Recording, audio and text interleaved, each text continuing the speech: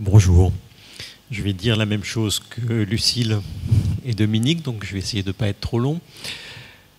D'abord commencer, non pas comme la plus jeune, mais moi comme le plus ancien, la plus vieille des fondations, puisque nous avons 22 ans, à souhaiter un bon anniversaire. Je ne vais pas chanter, j'ai 10 ans comme Alain Souchon, mais le cœur y est. Je vais partir du titre d'un essai qui avait été publié en 2009, en plein cœur de la crise financière, qui avait un gros titre et un petit sous-titre, d'un auteur qui s'appelle Philippe de Sertine, dont le gros titre était « Ceci n'est pas une crise » et le petit sous-titre était « C'est juste la fin d'un monde ». Et je crois que c'est ce que nous vivons. Et donc, oui, il y a une crise économique, oui, il y a une crise politique, je vais y revenir, mais que tout ça s'inscrit dans un ébranlement beaucoup plus profond où tous les paramètres sont à reconstituer. Sur la crise politique, je voudrais insister donc en style excessivement télégraphique sur 4 dimensions, dont plusieurs ont déjà été évoquées. La première, c'est la crise du politique. On dit souvent que son espace s'est réduit, au sens où il est concurrencé par d'autres pouvoirs, le pouvoir économique, le pouvoir des grandes entreprises, qu'il est concurrencé souvent par le haut, par l'Europe, par le bas, par les collectivités locales, par le côté, par le Conseil constitutionnel. Je crois que c'est quelque chose de plus profond qui a été évoqué d'un mot par Dominique tout à l'heure, c'est que la manière dont le politique lui-même conçoit son rôle s'est rétrécie. Il y a, on le sait bien, une dimension tactique à la politique, qui est celle de la gestion des hommes, des situations, des rapports de force. Il y a de plus en plus une dimension technique à la politique, c'est une des grandes évolutions de ces 20 ou 30 dernières années, mais il y a une dimension symbolique de la politique, de la mise en mots, de la mobilisation d'une société, et cette dimension-là, peu à peu, a été abandonnée par les acteurs politiques eux-mêmes. Donc ça, c'était le premier point, la crise du politique. Le deuxième point, qui lui n'a pas été évoqué comme tel, qui est une crise de l'efficacité du politique, et je ne parle pas de la crise des résultats dont on parle si souvent et qui restreint, je crois, à l'excès l'analyse de la situation. Cette crise de l'efficacité, Lucille en a dit un mot, c'est plus profondément l'essoufflement du système institutionnel qui est le nôtre. Et je dis ça après avoir été longtemps, ce qui n'est pas courant à gauche, un défenseur des institutions de la Ve République. Mais je crois qu'on est rentré dans une nouvelle phase avec à la fois le quinquennat, avec la pratique qui a été celle de Nicolas Sarkozy et qui continue d'imprégner la pratique du pouvoir, qu'on est dans une sorte d'entre-deux et que le système ne fonctionne plus. Et que contrairement à l'analyse que l'on faisait auparavant, où on centrait exclusivement notre analyse sur le déséquilibre entre l'exécutif et le législatif, le cœur de ce qui ne fonctionne plus aujourd'hui, c'est l'exécutif et c'est la diarchie entre le président de la République et le Premier ministre. Une fois qu'on a dit ça, les difficultés commencent. Parce que si clarification il doit y avoir, il faut essayer de savoir dans quel sens elle peut et elle doit être opérée. Est-ce que c'est une clarification parlementaire au sens d'un régime parlementaire et donc logiquement de l'abandon de l'élection du président de la République au suffrage universel direct? Est-ce possible? Est-ce envisageable? Est-ce souhaitable? Est-ce que c'est une clarification présidentielle? On entend beaucoup ces derniers temps la proposition de supprimer le Premier ministre. Marc Kesselman tout à l'heure nous disait les difficultés de fonctionnement du régime présidentiel américain. Donc je crois que là, il y a un problème, mais dont la solution n'est pas si évidente. Troisième crise, la crise de la représentation. Non pas, là aussi, ou non pas seulement la crise du mode de scrutin, la crise de la sociologie des élus, mais là aussi, Dominique l'a évoqué, la crise du clivage qui structure le débat public, c'est-à-dire la crise du clivage gauche-droite. Comme lui, je crois qu'il faut résister à l'illusion d'une société sans clivage, résister à l'illusion, au mythe de l'union nationale, mais en même temps, il faut mesurer la profondeur du délitement du clivage gauche-droite. Je ne rentre pas, pour ne pas être trop long, dans le détail, mais je crois, c'est ça le point le plus important, qu'il faut s'alarmer du risque de voir un autre clivage se substituer au clivage gauche-droite. Le clivage gauche-droite, il se structure fondamentalement autour de la question de l'égalité. On voit de plus en plus un autre clivage se substituer à la question de l'égalité autour des questions d'identité. Et partout dans le monde où le clivage qui structure la vie publique est celui de l'identité plutôt que celui de l'égalité, je crois que la démocratie n'y gagne pas, bien au contraire. Dernier point, dernière crise, la crise du temps.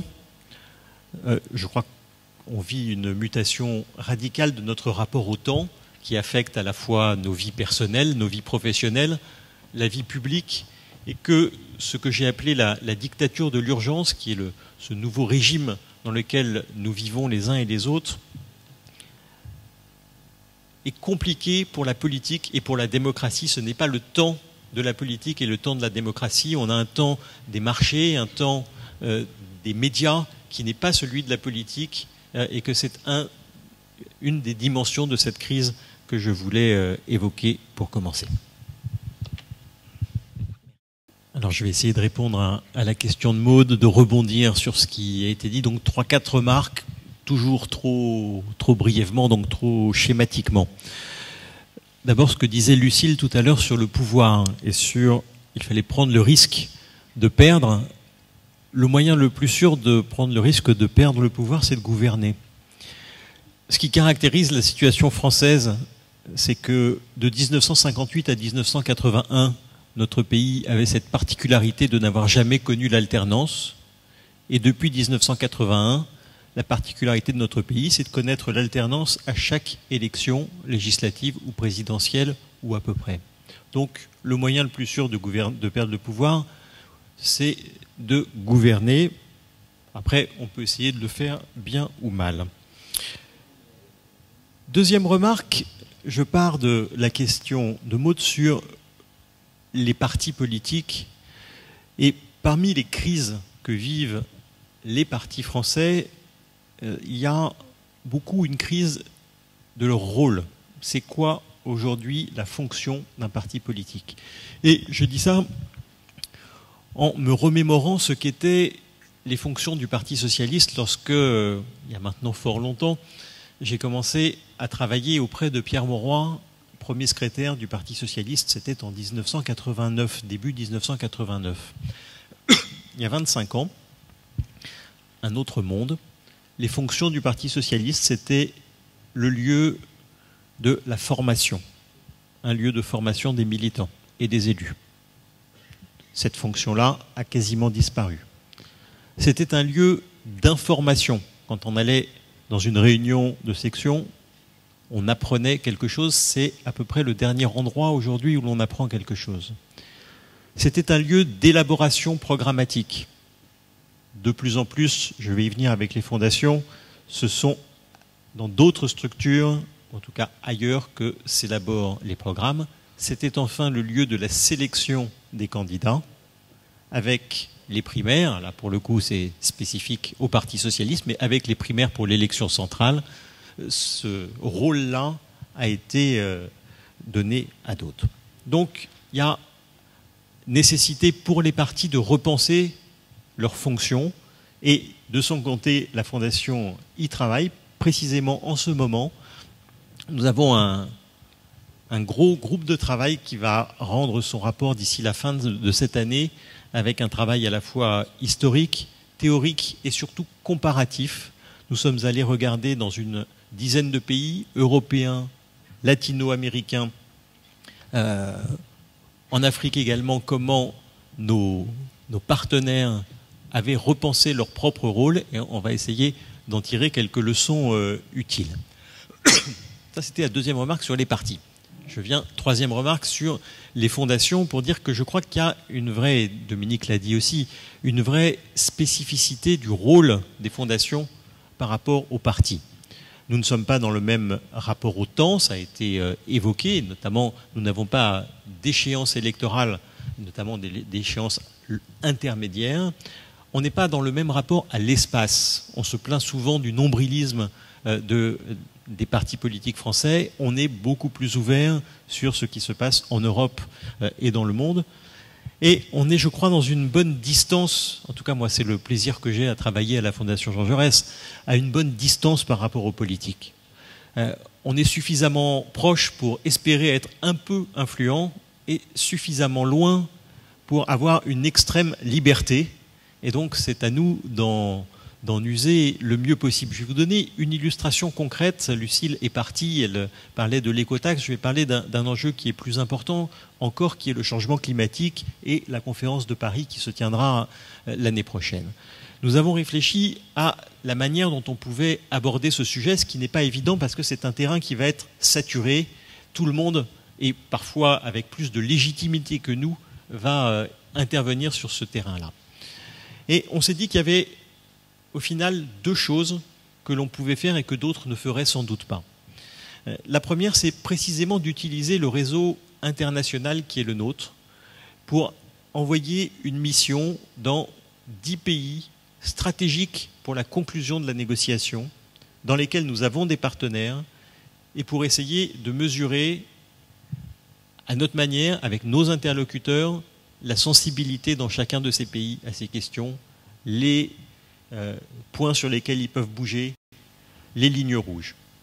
Et puis la deuxième chose, c'est, et je crois que c'est un rôle très important des fondations politiques aujourd'hui, c'est d'essayer de rendre intelligibles les enjeux du débat public, un débat public qui est de plus en plus technique.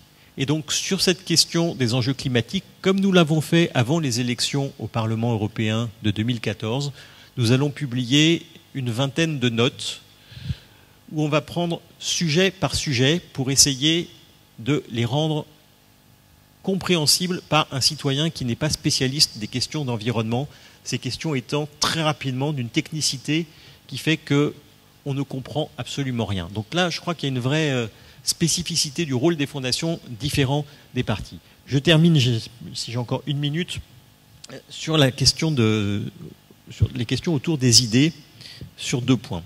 Sur les institutions, Dominique a dit tout à l'heure que nous étions tous critiques sur l'élection du président de la République au suffrage universel direct. C'est mon cas également. En revanche, autant à la fois personnellement, intellectuellement, dans l'idéal, je serais pour un vrai régime parlementaire, autant je suis extrêmement interrogatif sur la nécessité et la capacité de porter ce projet-là aujourd'hui, dans la mesure où c'est... D'abord, je ne vois pas... pour qu'un projet rentre en œuvre, il faut qu'il soit porté, qu'il soit voté. Je ne vois pas qui va faire ça. Et surtout, dans la crise de la politique que nous évoquons, mais dont elle peut être parfois aussi une cause, mais l'élection du président de la République au suffrage universel direct est aujourd'hui la seule élection qui structure le débat public et qui mobilise les citoyens. Vous regardez l'évolution des taux de participation aux différentes élections depuis 20 ans. Il y a une décrue considérable pour toutes les élections européennes, nationales et locales. La seule élection qui résiste est celle du président de la République. Et donc, il faut quand même réfléchir à deux fois avant de s'engager dans cette voie-là. Dernier point, refonder le clivage gauche-droite. Je crois qu'on a tous tourné autour de ça et ça me paraît être un des enjeux absolument déterminants. Je pense que c'est possible. Je pense que la disparition du clivage gauche-droite n'est en rien inéluctable, mais que le danger aujourd'hui est grand.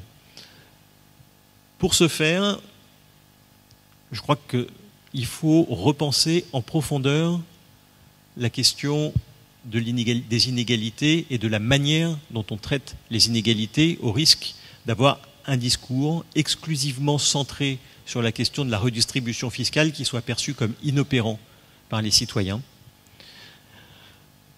Et par ailleurs, et c'est une question plus complexe encore, je pense que si on veut éviter que la question de l'identité se substitue à celle de l'égalité, il faut réfléchir, je dis ça avec beaucoup de prudence, à la possibilité de bâtir un consensus républicain large autour des questions de la République, y compris de l'immigration et de l'intégration. Sans doute pas, évidemment pas, avec toute la droite. On voit qu'il y a une bonne partie, et le clivage, je pense, traverse l'UMP et est parti très loin. Mais je pense que c'est un sujet de réflexion, neutraliser les questions d'identité, repenser la question de l'égalité.